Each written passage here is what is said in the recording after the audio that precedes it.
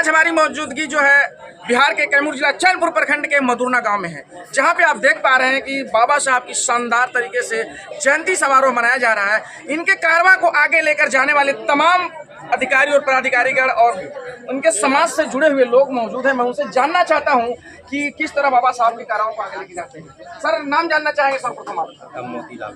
Motilal Gautam. Sir, बताइए, जो बाबा साहब ने अपना सपना अधूरा छोड़ के दुनिया से अलविदा ले लिए, उस सपने को आप लोग किस तरह साकार करने के लिए समाज से जुड़े हुए हैं? सर्वप्रथम तो मैं यही कहना चाहूँगा कि बाबा साहब अपना कोई भी सपना अधूरा नहीं छोड़े। हर मैकेनिज्म, हर वो तरीके, हर वो कायदे, हर वो प्रोसीजर्स हमारे लिए बना के गए हैं जो हमारे समाज को एक बेहतर मुकाम देने की मुकाबिल है, काबिल है। नहीं, मेरा कहने का मतलब है कि जो उन्होंने सपना देखा था कि सारा सामान था, आज क्या हम उस चीज को खरे उतरे हैं? हमारा समाज बहुत हद तक उस रास्ते पे आगे बढ़ा है, लेकिन बहुत सारी मंजिलें हैं जो अभी भी तय करने बाकी है।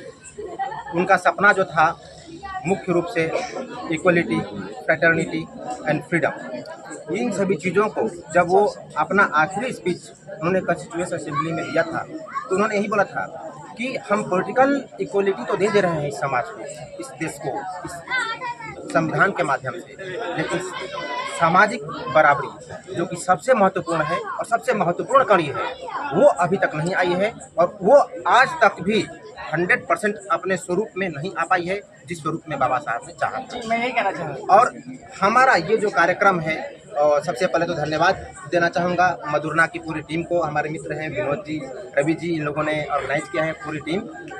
ये जो एक कार्यक्रम जो यहाँ पे एक नमूना है, ऐसे देश भर में कार्यक्रम हो रहे हैं और हमारे जैसे लोग, साहब जैसे लोग, हम सभी लोग उनके विचारों को बस लोगों तक पहुँचा रहे हैं। हमें ये पता है कि छोटा बच्चा जो सामने दिख रहा है, उसके अंदर भी एक अम्बेडकर है, उसके अंदर भी संत शिरोमणि पैदा हैं।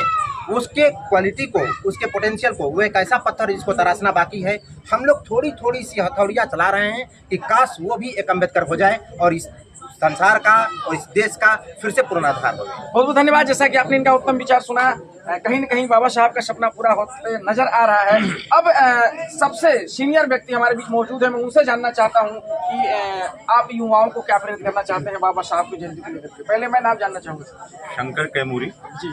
क्या आज युवा जो साथी हैं कहीं न कहीं बाबा साहब के कारवां से भटक रहे हैं, उनके लिए आपका क्या दिशा निर्देश होगा? नहीं, सही बात है।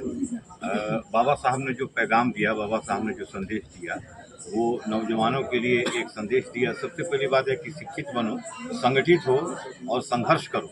तो सबसे पहली बात है कि हम लोग को शिक्षित बनना, और शिक्षित बनने का जो संदेश उन्होंने दिया नौजवानों को, इसी माध्यम से, आपके चैनल के माध्यम से ये पैगाम हम अग्रसारित करना चाहते हैं कि नौजवान जो हैं केवल पढ़ाई करें।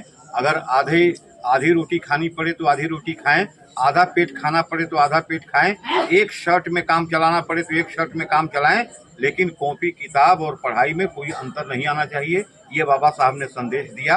बाबा साहब ने कहा कि शिक्षा वो शेरनी का दूध है, जो पिएगा वो गुर्राएगा। गुर्राएगा का मतलब ये है, उसमें एक चमक होगी, उसमें एक खनखनाहट होगी, उसमें खनखनाहट होगी। वो खोटा सिक्का नहीं होगा, वो चलने वाला, उस सिक्के में एक खनक होगी। आज देख लीजिए, समाज में जो लोग भी बाबा साहब डॉक्टर भीमराव अम्बेडकर जी के आरक्षण के आधार पर जो भी लोग दिखाई देते हैं, उनमें एक खनक है, उनमें एक तेजस्विता है। मधुरना गांव में जो जयंती मनाने का उद्देश्य है वो क्या है? मधुरना गांव में भी और पूरे देश में जयंती मनाने का, यहाँ तो हम लोग रवि जी के, विनोद जी आदि के माध्यम से हम लोग यहाँ आपसे भी रूबरू हैं। तो मधुरना क्या, पूरे देश में जो बाबा साहब की, डॉक्टर भीमराव अम्बेडकर की जयंती मनाने का जो उद्देश्य है कि बाबा साहब का संदेश, पैगाम घर घर पहुँचे। बाबा साहब ने भारतीय संविधान की उन्होंने रचना की। 2 वर्ष 11 माह 18 दिन में जो बन के संविधान तैयार हुआ, 395 अनुच्छेद और 9 अनुसूचियों और 22 भाग का संविधान 26 नवंबर 1949 को अंगीकृत हुआ, 26 जनवरी 1950 को लागू हुआ। वो संविधान जिसमें कहा, जो हमसे शुरू होता है, जो आप देखिए बाबा साहब की ये खूबसूरती और बाबा साहब की नेक नीति कि हमारा संविधान हमसे शुरू होता है। उन्होंने कहा कि हम भारत के लोग, भारत को एक संपूर्ण प्रभुत्व संपन्न लोकतंत्रात्मक समाजवादी धर्मनिरपेक्ष गणराज्य बनाने हेतु ये बाबा साहब ने जो 3rd chapter of the Indian constitution, यानी अनुच्छेद 12 से 35 तक के अनुच्छेदों में, जो 14 से 18 तक राइट टू इक्वलिटी, 19 से 12 तक राइट टू लिबर्टी, ये जो बाबा साहब ने दिया। और एक बात और है कि बाबा साहब केवल दलितों के लिए काम नहीं किए, पूरे देश के लिए काम किए, पूरे समाज के लिए काम किए। आज जो है वो केवल दलित का रहनुमा नहीं है, पूरे समाज का रहनुमा। लेकिन जो लोग इस बाबा साहब को इस दायरे में बांधते हैं कि नहीं ये केवल दलितों के ही मसीहा थे, उनके लिए क्या कहना चाहिए? नहीं, ये इस अर्थ में संदर्भित है कि बाबा साहब ने जैसे कि दलितों को कोई पूछने वाला नहीं था, दबे कुछ लोग को कोई पूछने वाला नहीं था।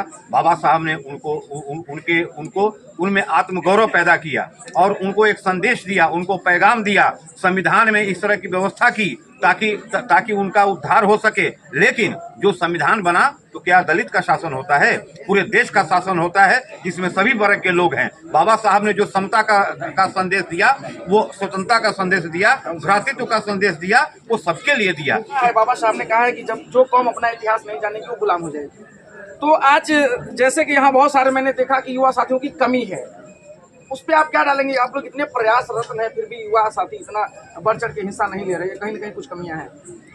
देखिए, जैसे शिक्षा में आदमी जो विश्वास करता है उसके बच्चे पढ़ लिख रहे हैं। अभी कुछ हमारे लोग अभी 30-40% जो इस चीज़ को नहीं समझ रहे हैं और उन लोगों की भी टीम बन जाती है जो अशिक्षित लोग हैं। हम लोग चाहते हैं कि दूसरे का नकल करें।